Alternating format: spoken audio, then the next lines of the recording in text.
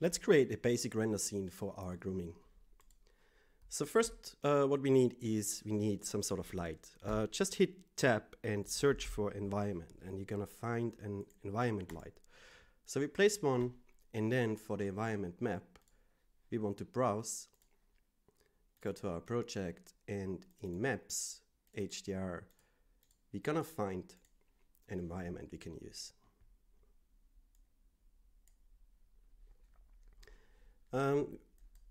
We can turn up the exposure right now, so the light is getting a little bit brighter. Let's put it to 2. And once we got the environment light, let's go to the material palette. And if you don't have a hair shader here by default already, just create a new one, drag and drop it with the middle mouse button onto your fur. And then let's see the settings in our shader. What we might want to use is tint with point color. This will take the colors from our fur which we have in a viewport. It will just take the fur color itself. So it won't use the root and tip color in the shader. Once we have that, we need to create a mantra output. So if we go here to out, we have a mantra IPR already. And in the settings of this IPR, if you go to rendering, we need to adjust some of the settings. For the min ray and max ray samples, we increase those values so we have a better result in rendering. And for the pixel samples, let's increase this to 6 for now. So if we go to render view now and just hit the render button, let's see what we get. Alright, so Mantra did calculate everything, but we don't see anything, so let's go back to our scene view. And what we are missing is a camera. So when we go back to our objects and just type cam, add a camera, and then here in the viewport we select our camera. Let me see, no, it's not rendering. We select our camera and we have to lock it so we can move it. Let's go here. Alright, that looks good. Quickly about our hair, I saw that there is hair generated on our body, and that probably is, first of all, because we got the grow unguided hair, which we can turn off. And that should delete everything on the background. Alright, so we got a camera, we got a light. Now when we go back to the render view, as soon as Houdini is done with baking. So back in the render view, when we hit render now, it will generate the scene for us.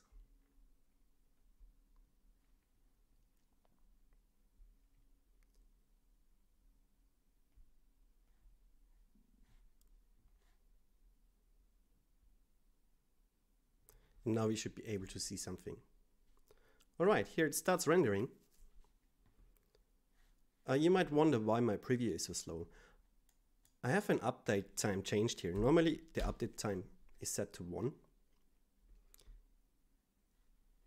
And what that will do is it will update more often the viewport for the preview, as you see now. If you do not like that sort of preview, you can just turn it off here with that button. And now it will use the settings in your render settings and directly render the final result. When we right click here in the viewport, I enabled the view bar, which gives you those options here. So you can just, when you zoom out, you can just hit on the home button and it will go back to your actual resolution. So this is what we get now. Let's check out the render settings of Mantra. There's one more thing we changed. It is the tile size. I did set it down to 16, so I have smaller tiles when I render in the final output, so I have a quicker update. We can change that if you want back to 32. It depends on your CPU. The more cores you have, the smaller the tiles can be.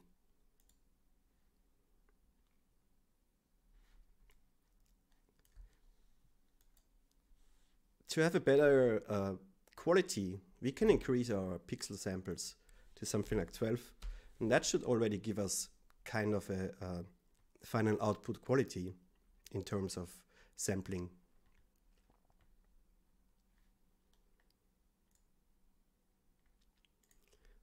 Now if we go back to the shader and check out our settings, we might want to try to set up our shading through the root and tip color instead of the color in the viewport. Let's go back to preview here, put our update time to something a little bit higher, like 5, and turn off tint with point color. Now for the root, we had something really dark.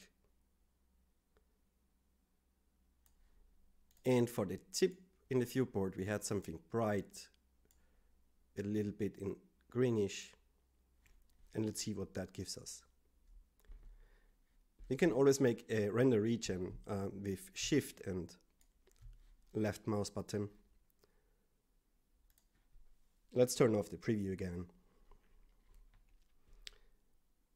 It is a little bit bright, I would think, but that's fine for now. What we need to change is our ramp for the root to tip color.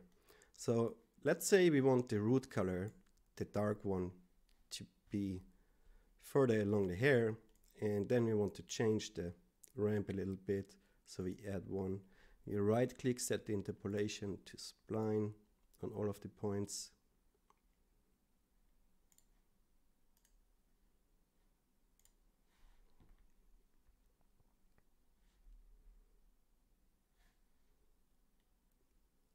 And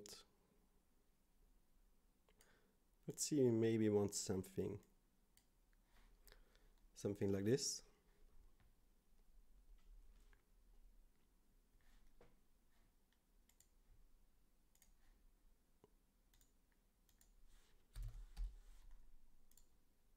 I turn the settings down again, just so we have a faster feedback as long as we are playing around here with the settings.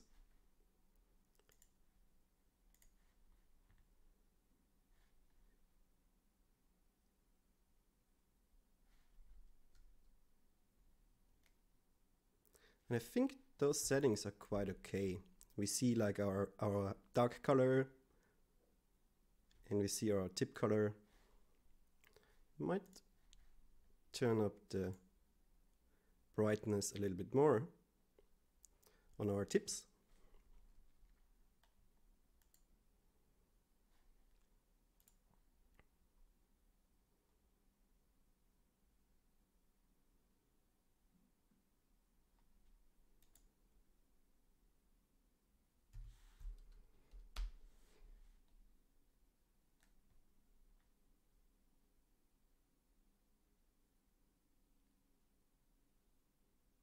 Alright, I think that's fine. Let's go in the scene view and change our camera shortly so we can see the gradient here. I just want to see if that fits to what we have in the viewport. We hit the home button. Can double check here.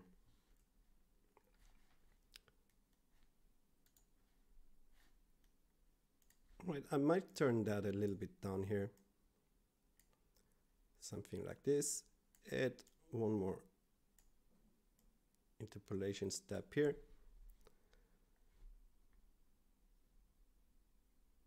I think that's fine. Let's try with that.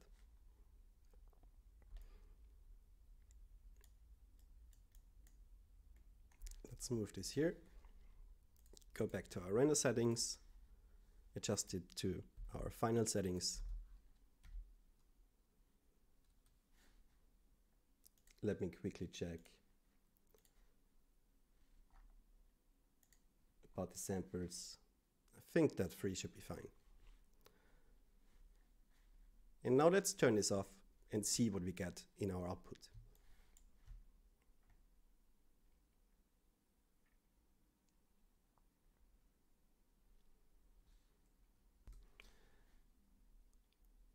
So let me get our reference image.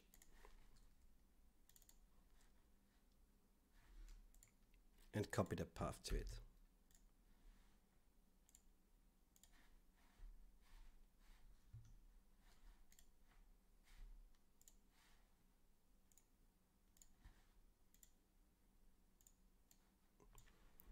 We want to get some similar colors as we have in this image here. So to do that, let's pause this rendering, go to our tip color, and we can go to the second slider here, and then we can add images. So if I pick my reference here, open it in the picker, and also enable apply color correction, we can now pick colors. Let's say we want to have like one of those bright colors for our tip. And if we go now to the root map and search for the darker parts, we want to have like a really dark color for our base. Let's see how that looks like.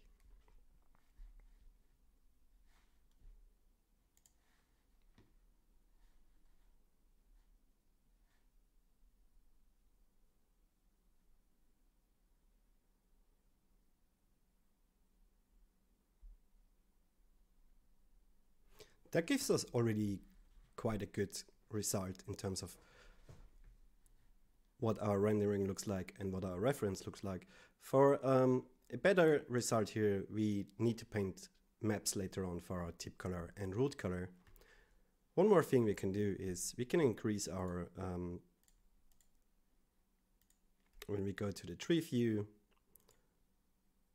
and objects, we can increase our light exposure a little bit more, just so we have this brighter light, which we have in the reference. And once we let that render,